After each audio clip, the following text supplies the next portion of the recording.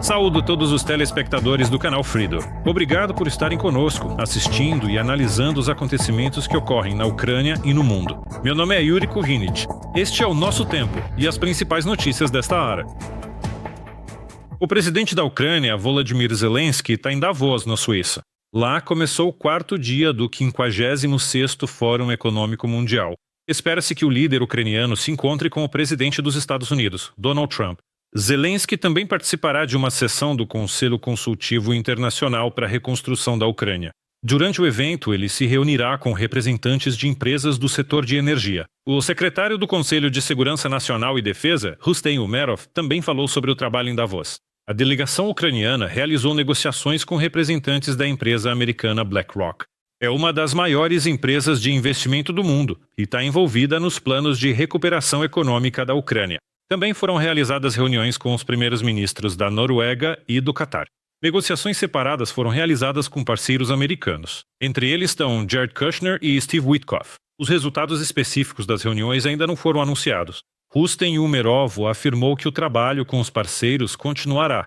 Separadamente, foi realizada uma reunião com os parceiros americanos Jared Kushner e Steve Witkoff.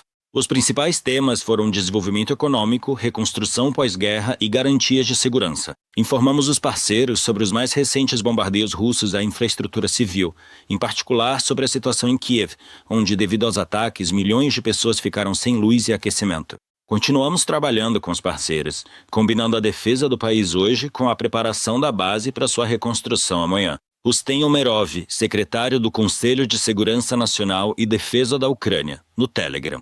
O representante especial do presidente dos Estados Unidos, Steve Witkoff, falou sobre o progresso das negociações para encerrar a guerra da Rússia contra a Ucrânia. Falando em Davos, ele destacou que o processo está na fase final.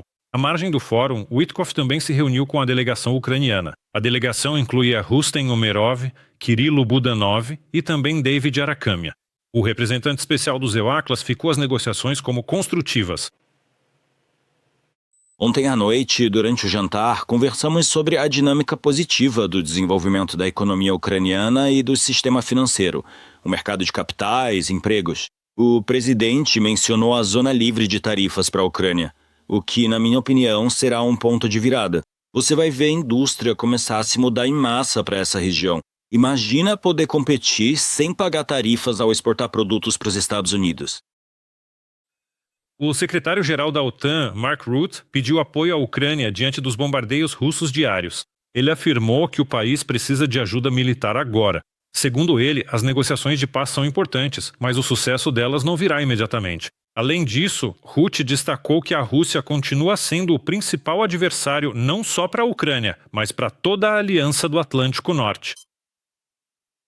Foi o presidente Trump quem iniciou as negociações com Putin, o que foi extremamente importante, porque ele era o único que podia fazer isso. Junto com Steve Witkoff, Jared Kushner, Marco Rubio e, claro, com a ajuda de muitos europeus, ele trabalha dia após dia para acabar com a guerra, para que a Rússia nunca tente atacar novamente. O principal adversário da OTAN é a Rússia. Também vemos como a China está aumentando seu poder. Por isso, não sejamos ingênuos também em relação à China. O ex-representante especial do presidente do EUA para a Ucrânia, Keith Kellogg, espera que a guerra termine até o verão. No Fórum Econômico Mundial em Davos, ele também afirmou que a Rússia não está vencendo a guerra contra a Ucrânia. Segundo Kellogg, o avanço russo continua sendo mínimo. Kellogg acredita que Putin entende que é impossível vencer no campo de batalha e está procurando uma forma de sair da guerra. Ele destacou que o inverno é um período difícil. Se o país conseguir passar por ele com sucesso, isso dará uma vantagem à Ucrânia. Ele também falou sobre as grandes perdas do exército russo. Segundo seus dados, a Rússia perdeu mais de 20 generais.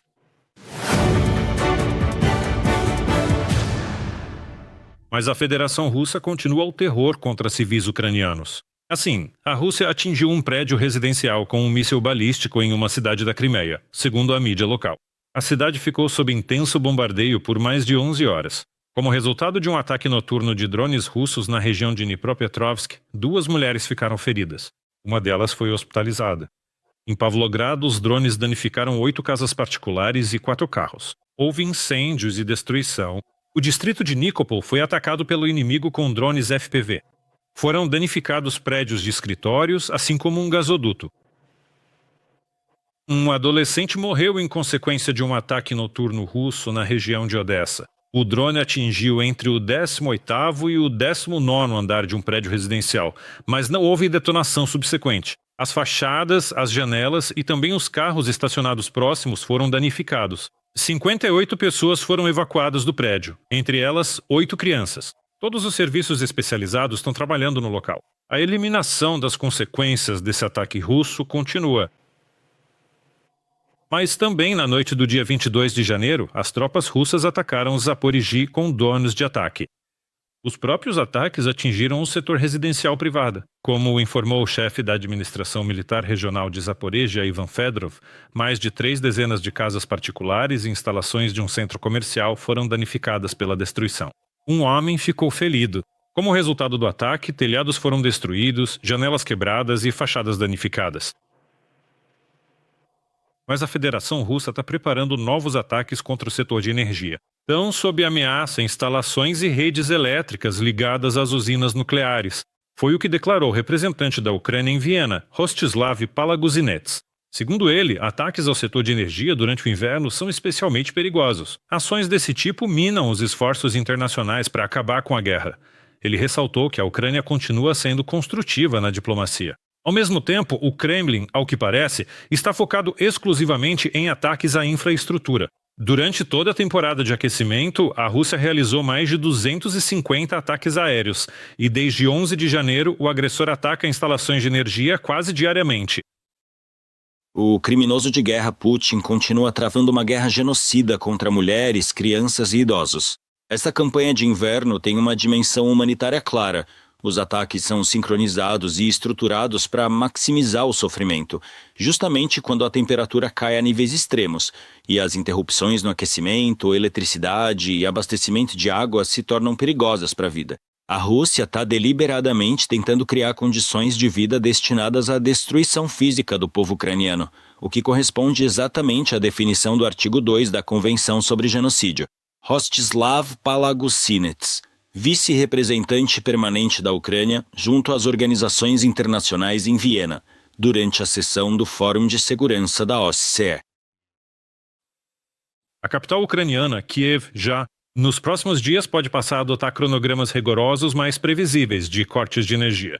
Quem afirmou isso foi o ministro da Energia da Ucrânia, Denis Shmyhal. Segundo ele, a capital está se preparando para mudar o regime de desligamento da eletricidade. A situação no sistema energético continua extremamente difícil. Segundo o Shmyhal, os especialistas em energia desenvolveram uma série de soluções técnicas que permitirão estabilizar os cronogramas de cortes. Foi possível estabilizar parcialmente o funcionamento da geração de calor.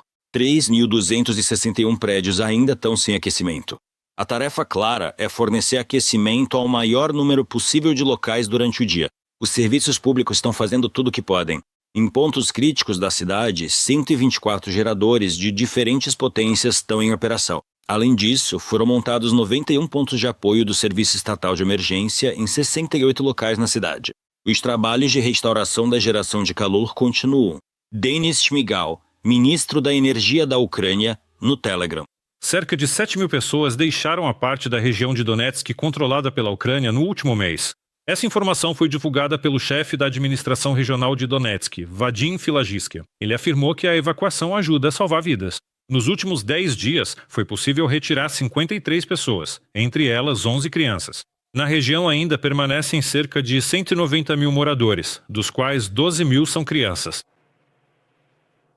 3 cidadãos ucranianos que estavam sendo mantidos ilegalmente na Venezuela foram libertados. Agora eles estão em segurança e a caminho de suas famílias, informou o ministro das Relações Exteriores da Ucrânia, Andriy Sybiha. Ele destacou que a operação foi resultado de esforços coordenados dos diplomatas. Sybiha também destacou o papel do apoio dos Estados Unidos e agradeceu aos parceiros europeus. O ministro expressou gratidão a todos que contribuíram para a libertação dos cidadãos ucranianos. Os Estados Unidos da América detiveram os petroleiros Galileu e Sofia, Puerto Rico. Atualmente, os navios estão ancorados perto da cidade de Ponce. Segundo a Reuters, a detenção está relacionada à política dos Estados Unidos em relação à Venezuela. O chefe da Casa Branca, Donald Trump, declarou planos de controlar os recursos petrolíferos da Venezuela. Trata-se de uma gestão de longo prazo do setor. O plano de recuperação da indústria do petróleo está estimado em 100 bilhões de dólares. Lembro que, na véspera, os Estados Unidos detiveram o petroleiro Sagita, no Mar do Caribe. A embarcação pertence à chamada Frota Sombria da Rússia e está sob sanções internacionais. Inscreva-se no nosso canal UATV Português e mantenha-se atualizado com os eventos mais importantes, as principais notícias da Ucrânia e do mundo, análises profundas, reportagens exclusivas e entrevistas. Tudo ao alcance da sua mão em nosso canal. Junte-se à nossa comunidade de espectadores e mantenha-se conectado.